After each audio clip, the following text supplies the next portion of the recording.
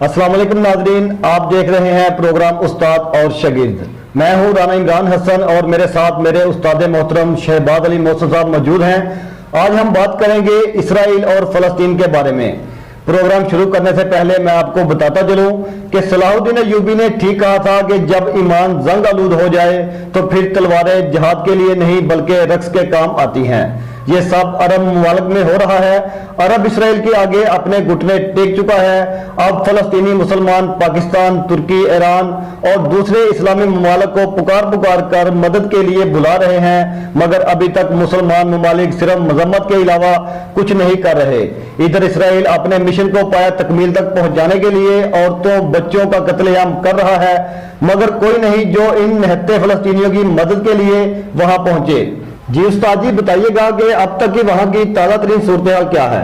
जी अब तक जो ताज़ा तरीन खबरें हैं जो इंटरनेशनल टीवी या चैनल या दूसरे लोगों को पहुँचा रही हैं, तो उसमें अभी तक 300 के करीब जो है ना फ़लस्तीनी मुसलमान अब तक शहीद हो चुके हैं, जिनमें बच्चे, बूढ़े, ख़वातीन शामिल है। ज़्यादा तादाद इनमें बच्चों की है जिनको शहीद किया जा रहा है। और दूसरा मैं आपको बताता चला जाऊँ, वहाँ पे जो उनका पानी का निज़ाम था फ़लस्तीन का, वो बिजली का जो निज़ाम है इसराइल की बमबारी ने तो बहुत बर्बाद कर दिया है।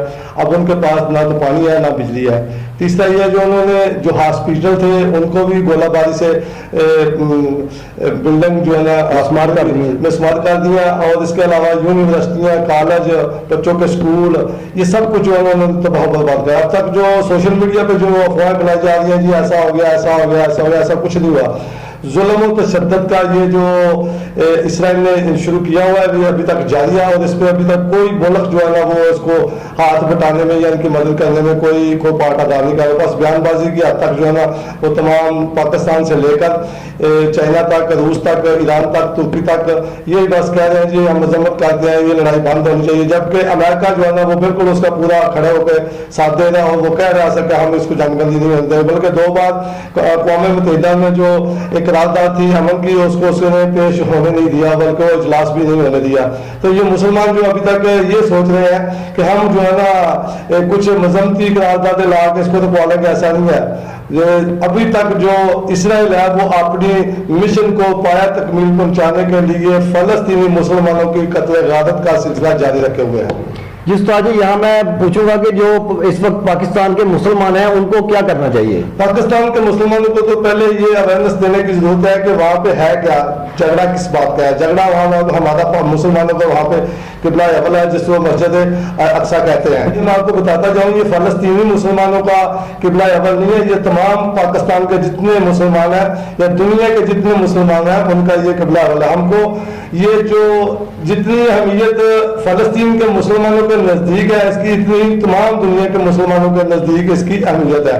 तो हमारा जो जज्बा है ना वो इस मस्जिद और किबला अव्वल के लिए हमें उन फलस्तीनियों का भरपूर साथ देना चाहिए। पिछले दिनों में मस्जिद अक्सा के अंदर मुसलमान काफी तादाद में उधर ठहरे हुए थे, जो मकसद मस्जिद की हिफाजत के लिए वहाँ पे उन्होंने कई रातें भी गुजारी, भूख भी काटी।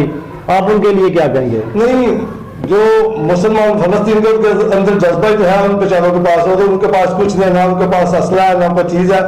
वो आगे से गोलियां चलाती हैं, ये आगे से ईंटें मारते हैं। आप देख ले, इसे हिसाब लगा ले कि उनके अंदर जो मुसलमान के अंदर जो जज्बा है ना वो लड़ रहा है। कुछ बमबारी इतनी की जा रही है कि रात को जब लोग सोते हैं तो उनको ये मालूम नहीं होता कि हमने सुबह जिंदा उठना है कि नहीं उठना।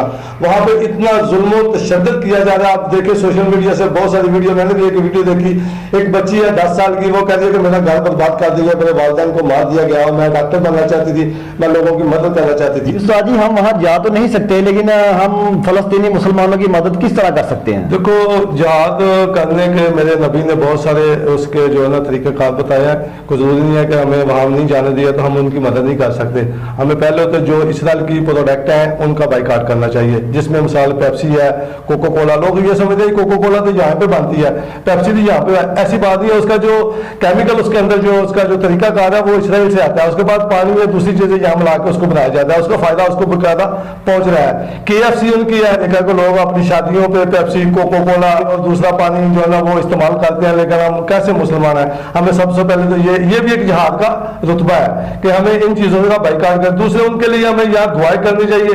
तीसरा हमें, आप देखें पूरी दुनिया के अंदर जो गैर मुस्लिम है ना, वो भी इhtजाज कर रहे हैं। मतलब कि उसमें इंग्लैंड है, उसमें अमेरिका है, उसमें जितने यूरोप के मुल्क है, तमाम ना को ईसाई है ना मुसलमान है, सब मिलकर इhtजाज करके फलस्तीन के अंदर जो बदमाशी इसराइल कर रहा है वो उसकी हम लेकिन पाकिस्तान के अंदर अभी तक कोई ऐसा प्रोग्राम या ऐसा कोई मतलब कि तो हमें अपनी हुकूमत को प्रेशर देना चाहिए इhtजाज करके कि जी नाज़रीन, आपने सुना उस्ताद जी बता रहे थे कि हमें इसराइल की प्रोडक्ट का बाइकाट करना चाहिए और फलस्तीनी मुसलमानों के लिए दुआ करनी चाहिए।